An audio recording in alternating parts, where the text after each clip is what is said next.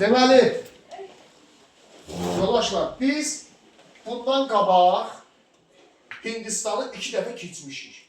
Mən sizə deyim nə vaxt. Biri qədim Hindistan, Chandragupta, Ashoka yanımıza gəlir. Həmin Hindistan. Biri orta əsrlər dövründə Hindistan. Məsələn, Dehli Sultanlığı Moğol dövləti. Yanımıza gəlir. O da Hindistanda olan Türk dövlətləri idi axı. Əslində biz onun Hindistan tarixini öyrənmiş olduq. Bugün 3-cü dəfə Hindistanı keçirik.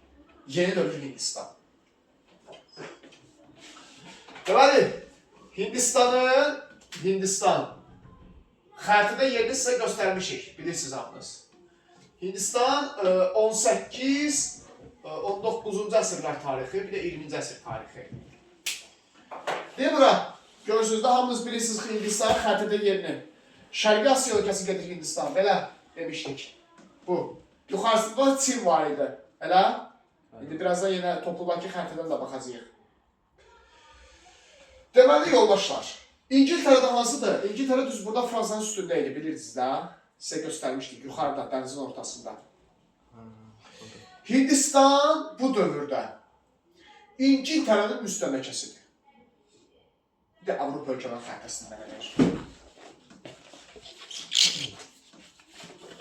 2-dir. Bu Böyük Britaniyada İngiltərə düzdür. Elə də böyük deyil, ərazisi kiçik olan bir dövlətdir İngiltərə, Böyük Britaniya. O boyda Hindistanı işğal edilmişdir, müstəmləkə halına salmışdır. Özü də hardanlara, bu tərəfdə də İngiltərə.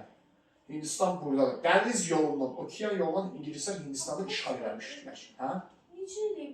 Dəniz yolundan İngiltərə donanması dünyanın ən güclü hərbi dəniz donanması idi, biz demişdik. Hindistanı, indi deməli. Hindistanı müstəmləkə halına salmışlar, işğal edilmişlər. O boyda Hindistanı. Baxmayaraq ki, Hindistan ərazisi İngiltərə ərazisindən ən az 50 dəfə yaxın böyükdür ərazisinə görə. Burada bir knyazlıq var. 1856-cı ildə onu süquta uğradılar. Aud knyazlığı. Yəni balaca bir dövlət idi Hindistanda. Aud knyazlığı. Bunu süquta uğradılar və İngiltərə tamamilə Hindistan tərəfindən işğal edilir. Hindistan İngiltərə tərəfindən işğal edilir. Başa düşdünüz? 19-cu əsrin ikinci yarısında. Və İngiltərənin tam müstəmləkəsi olur. Uşaqlar, nə demək ki tam müstəmləkəsi? Yəni, Hindistanda ümumiyyətlə dövlət yox idi. Hökümdar yox idi. Bütün idarəçilik İngiltərəyə məxsus idi. Və İngiltərə bura bir dənə qubernator qoymuşdu. Öz adamlarını bura qubernator qoymuşlar. Və Hindistanı öz qanunlarıyla idarə edirdilər İngilislər. Amma Hindistanlılar buna etiraz edirlər. Bu elə qalmır da. Yəni, belə Hindistanlılar da üsyancılıq xatirəsində Hindistanlılar. Hindistanlılar da buna etiraz edirlər. Məşhur Sipahilər üsyanı baş verir. Çox məşhur üsyandır. Sipahilər üsyanı 1857-1859-cu illərdə. Deməli, bu yazılıb ki, müstəmləkəyə qarşı baş verib bu üsyan. Müstəmləkəsizlik sisteminə qarşı baş verib.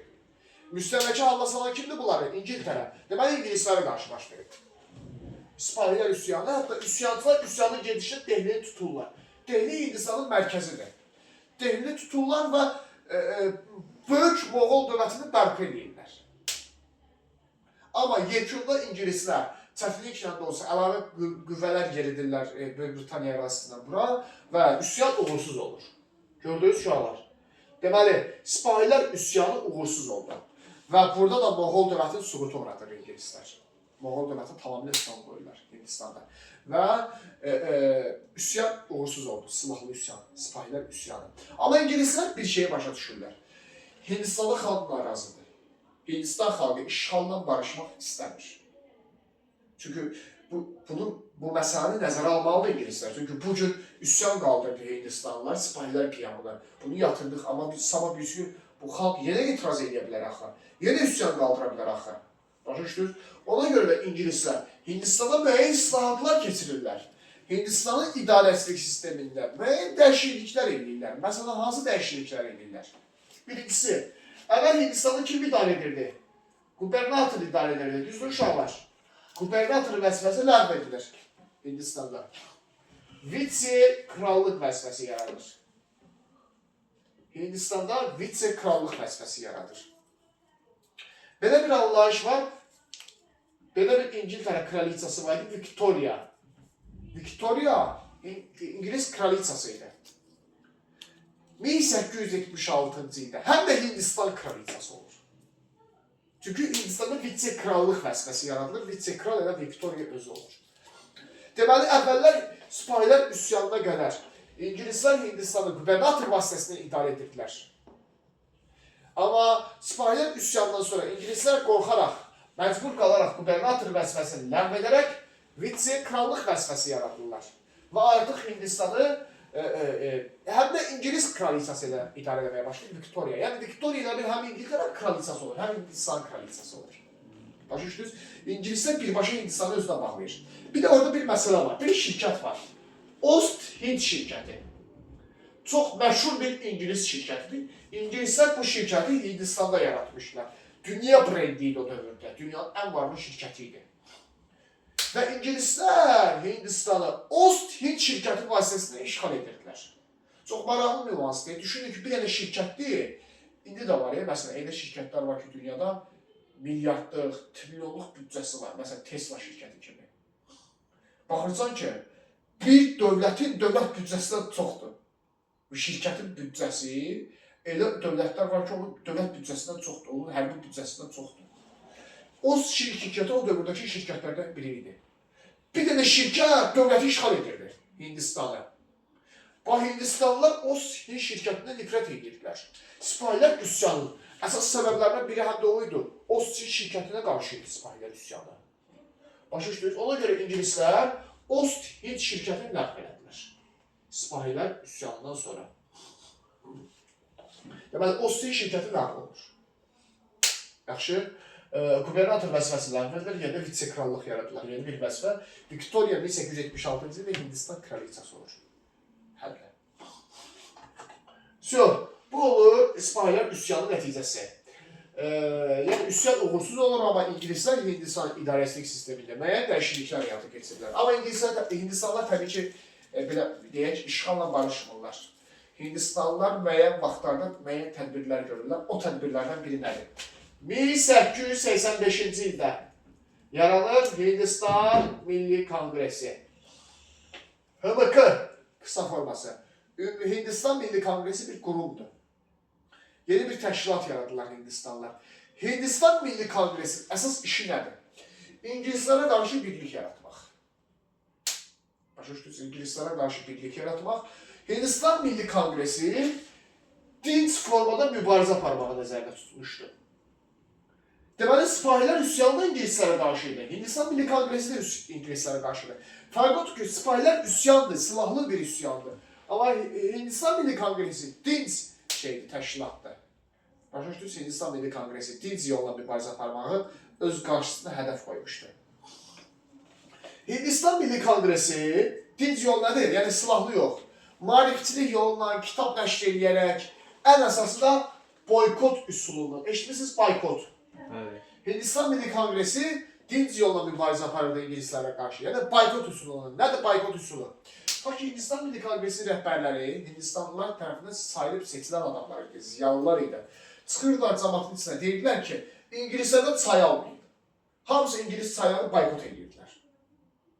Bu yoldan İngilislərə etiraz eləmək istəyirlər. İngiltərə iqtisadiyyatına zərbə vurmaq istəyirlər. Yaxud ən çox olan hadisə duz məsələsidir. İngilislər Hindistanda çoxu duz satırdılar. Duzdan yaxşı gəlir qazanırdı İngilis tacirlər. Deyirlər ki, heç kim duz yeməsin bugün. Hindistanda heç kim duz yeməsin. Cəmaat duzdan imtina edirdi. Bu yolla İngilis hökumətinə etiraz edirdilər. Boykot eləməklə, başa düşdünüz? Hindistan Milli Kongresi iki fraksiyası var idi. Fraksiya nədir? Qrup. Tərkibində iki qrup var idi. Biri Hindli qrupdur, Hindi fraksiyası. Digəri Müsəlman fraksiyasıdır, uşaqlar. Deməli, Hindistan Milli Kongresi iki fraksiyası var. Hindi fraksiyası və Müsəlman fraksiyası. Çünki bilirsiniz ki, Hindistan ərazisində çoxlu müsəlmanlar da yaşayır uşaqlar. Və deməli, İngilislər ağıllıdırlar da, nə edirlər? Hindi fraksiyasından, Müsəlman fraksiyasını bir-birinə qızışdırırdılar.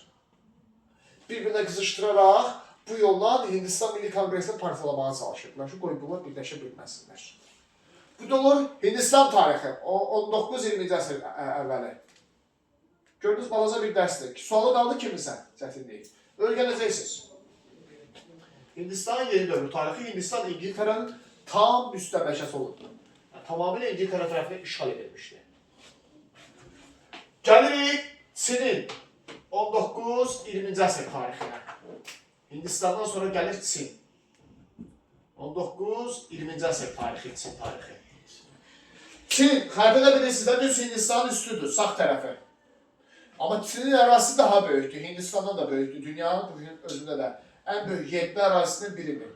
Çin ərazisi, resursları da çoxdur. Görürsünüz, düz Hindistanın üstündə, sağ tərəfində. Çin. Deməli, yeni dövr Çin tarixindən danışır. Çin tarixindən danışanda girişdə bir cümlə var. 18-ci əsrdə yazılıb ki, Çində təcridçilik siyasəti mövcuduydu.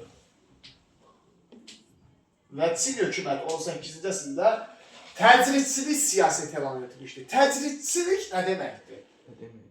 Təcridçilik odur ki, özünə qapanırsan, qıraq ailənin əlaqəni kəsirsən. Bunu Çin hökuməti niyə eləmişdi? Çin hökuməti ətraf ailənin əlaqəni kəsmək istəyirdi. Hətta vəziyyət o yerə çatmışdı ki, xarici tacirlər ölkəyə gəlməsini qanağı qoymuşdu. Nə də özünkülərin xaricə çıxmasına. Bu yolla xarici təsirlərdən qorunmağa çalışırdı. Amma bu elə də yaxşı bir şey deyil. Niyə? Çünki onda da iqtisadiyyat zəif olur. Ona görə də bir müddət sonra təcridçilik siyasətindən məcbur imtina edirlər. Amma qapalı ölkə olub 18-ci əsrdə təcridçilik qapalı ölkə olmaq deməkdir. Deməli, 19-cu əsrdə Çin yavaş-yavaş İngiltərə tərəfindən işğal edilməyə başlanır. Fikir verin, Hindistan da İngiltərə işğal eləmişdi. Deməli, Çin də İngiltərə işğal edir. Özü balaca bir İngiltərə. İngiltərə Çindən 100 dəfə kiçikdir. Ərazisi, həcinə görə. Bu Çin ərazisi, deməli, aşağısı bu Hindistan ərazisi. Hər ikisi İngiltərənin müstəmləkəsi idi, amma bir fərqi var. Dedi, Hindistan necə tam müstəmləkəli, düzdür? Amma Çin yarım müstəmləkədir. Bu fərqi nədir? Bax, Hindistan ərazisi tamamilə İngiltərə tərəfindən işğal edilmişdi. Hindistanda ümumiyyətlə hökumət yox idi. Hindistanı tamamilə ingilislər idarə edirdi. Amma Çin tam işğal edilməmişdi ingilislər tərəfindən. Elə bir aslı vəziyyətdə idi ingilislərdən sadəcə.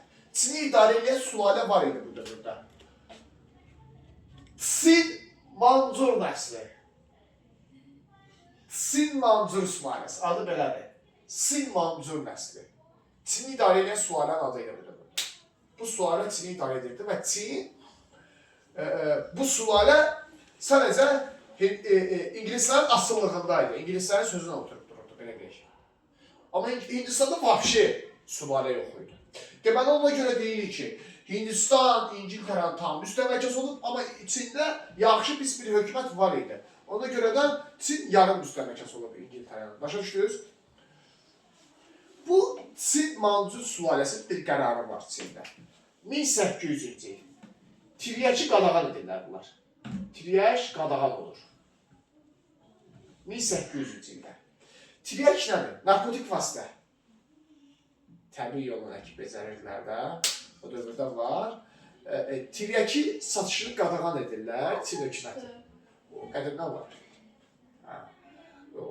Deməli, tiryək satışını Çin hökuməti qadağan edir. Ümumiyyətlə, tiryəkin istifadəsi də, satışı da qadağan olur. Düz eləyib də belə baxanda. Çünki zamatı zəhərləyir, düzdür, gənclərə öldürür, zərər verir. Amma bu yaxşı gəlirli sahədir. İngiltərə tacirləri Çin ərazisində tiryək satışını davam elətdirirlər. Başa düşdür? Çünki gəlir gətirən sahədir. Amma Çin hökuməti qorxusundan bir söz demirdi. Halbuki bu qadağan edib Çin 1800-cü ildə tiryəkin satışını. Amma İngiltərədən qorxurdu deyə o tacirlərin burada alverinə dəymirdi, görməzdən gəlirdi. Çin tacirləri də tiryək satışını artırırdılar hər ildən ilə və başlayırdılar tiryək satmağa.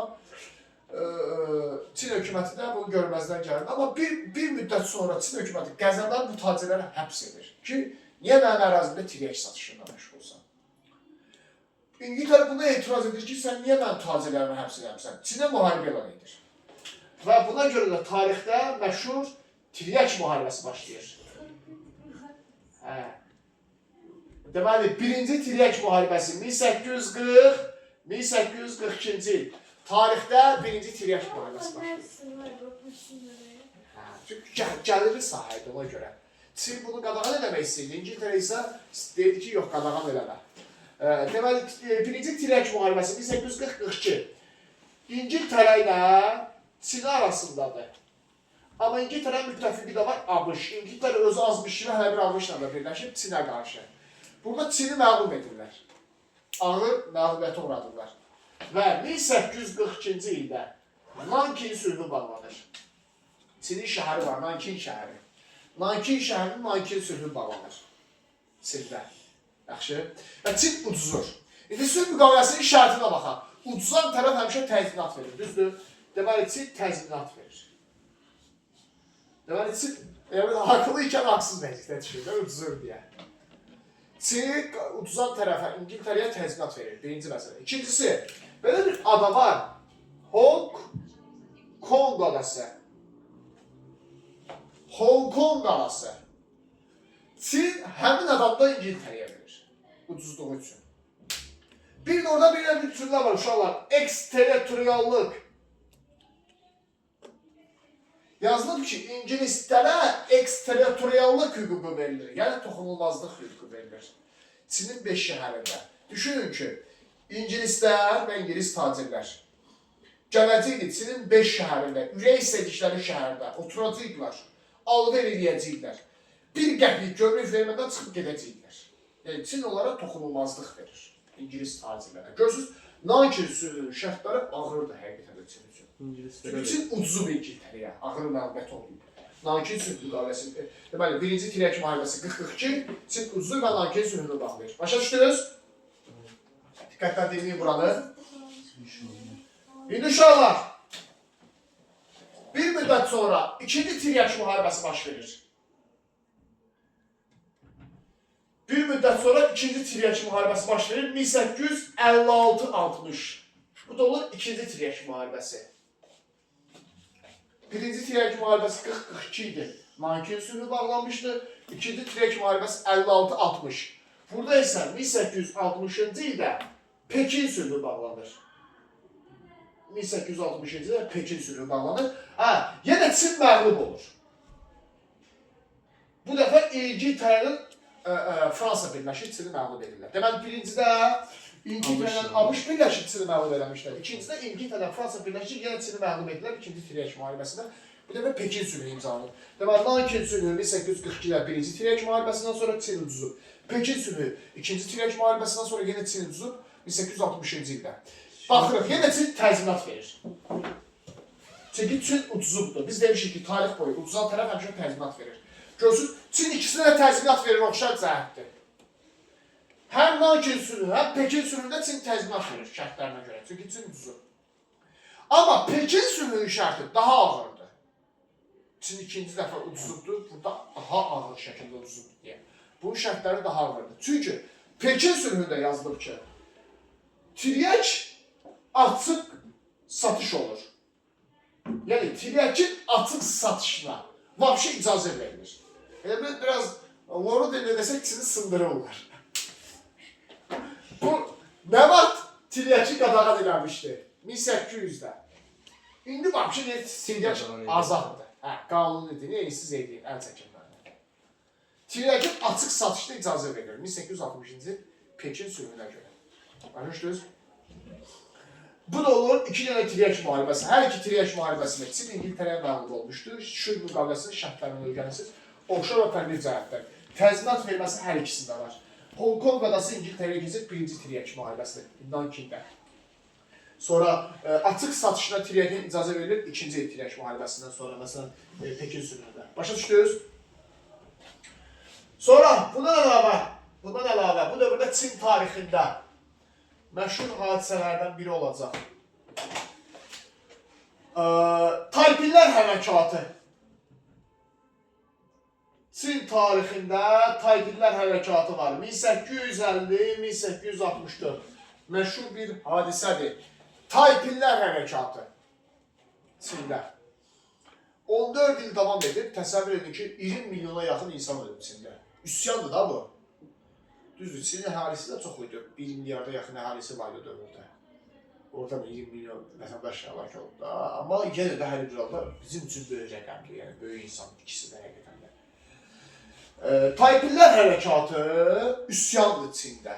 Kəndli üsyanıdır. Həm də İngiltərəyə qarşıdır. Müstəmləkəçiliyə qarşıdır. Deməli fikrin, sipahilər haradaydı Hindistanda? Deməli, sipahilər üsyanından Taipinlər hərəkatının oxşar cəhətidir İngilislərə qarşı olması, müstəmləkəçilik sisteminə qarşı olması. Amma fərq odur ki, sipahilər Hindistandaydı İngilislərə qarşı, Taipinlər Çindəydi İngilislərə qarşı. Başa düşdünüz? Taipinlər hərəkatı həm də Çin hökumətinə qarşıydı, bu Mancur nəslinə qarşıydı. Hökumətə etiraz edirlər. Üsyançılar üsyanın gedişində özlərində bir dövlət yaradırlar. Adı belədir, Səmavi Rifah dövləti. Üsyançılar üsyanın gedişində hətta uğur da qazanırlar, özlərində dövlət yaradırlar, Rifah dövləti yaradırlar özlərində. Və tədbir görürlər hətta bu dövlətdə. Birincisi, kəndlilərin həmişə istədiyi nədir? Az vergi. Deməli, vergilər azaldılır. Sonra ikinci kəndi nə istəyir? Kasıb həmişə nə istəyir? Borcları ləğv olunsun. Deməli, yoxsulların borcları ləğv olunur. Görürsünüz, kasıb tədbirləri hiss olunur ki, kasıb dövlətidir.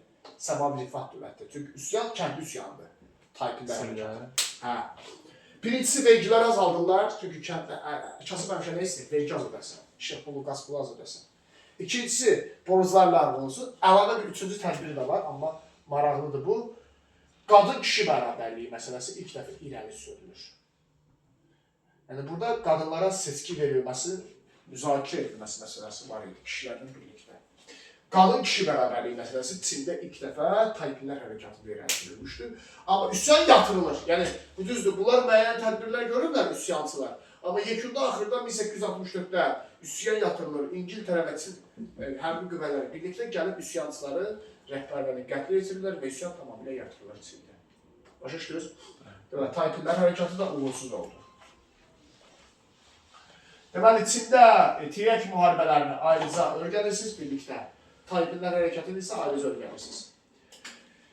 Çin-Yaponiya müharibəsi 1894-1895 Yaponiyanı başlayır xəritdə öyrənməyə. Çin haradır, bırak, düzdür? Çinin bu tərəfində, bax, bura keçsiz bu tərəfə, düz yaxınlığında görürsünüz, Yaponiya var.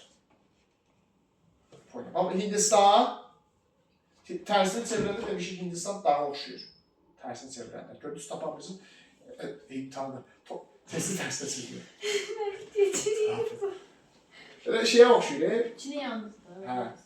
Düz üstü sağ tərəfi Çindir, bu tərəfdə Yaponiya, Çinin yanı. Dəniz ətrafı deyil. Hə, okean ölkəsində. Burada Tayvan adası var, görürsünüz. Çinlə Hindistan altında, Çinlə Yaponiyanın altında ikisində Tayvan adası var. Bir də burada Koreya var, bu ikisinin arasında. Koreya ilə Tayvan uğrunda Çinlə Yaponiya müharibə aparırdılar. Amma Yaponiya o dövrdə Çindən daha güclüydür. Verimli də əslində, elədir. Yaponiya düzdür kiçik idi, amma daha sürətli, daha böyük iqtisadiyyata malik idi. Çindən daha güclüydü. Yaponiya qalib gəlir Çin-Yaponiya müharibəsində. 1895-ci ildə və Tayvan və Koreya uğrunda nəzarət deməli kimdə olur? Yaponiyada olur. Çünki bunların mübarizəsinin səbəbi Tayvan adasına Koreya uğrunda mübarizə idi. Yaxşı. Sonra gəlirik 20-ci əsrin əvvəli Çin tarixinə çox mühüm hadisə var. Çin inqilabı.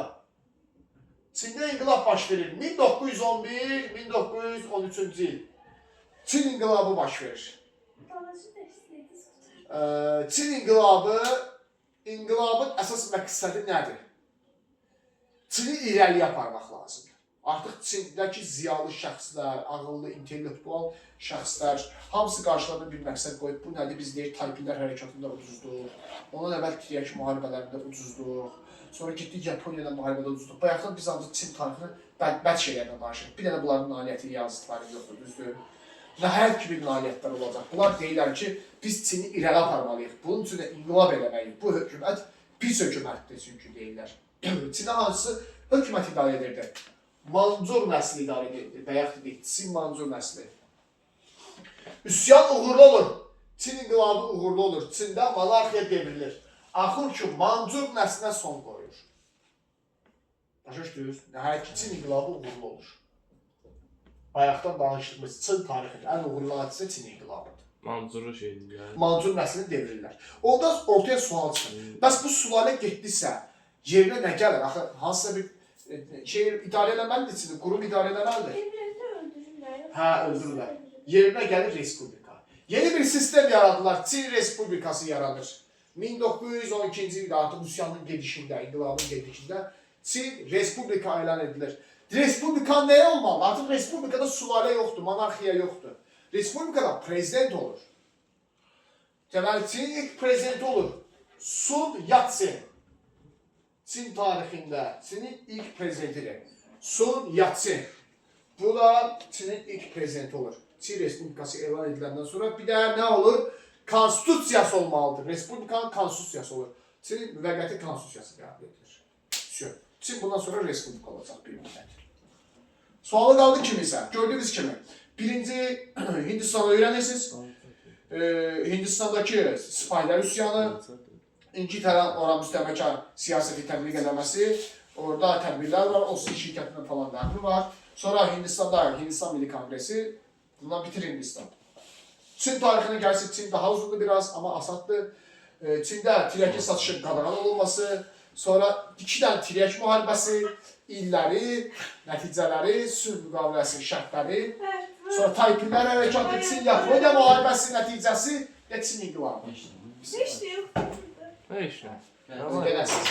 Bir də testlər də işləyirsiniz, sizdən möhkəmlənir dərsi. Benim onu da benzedim. Xəritələrlə öyrənirsiniz dərsi.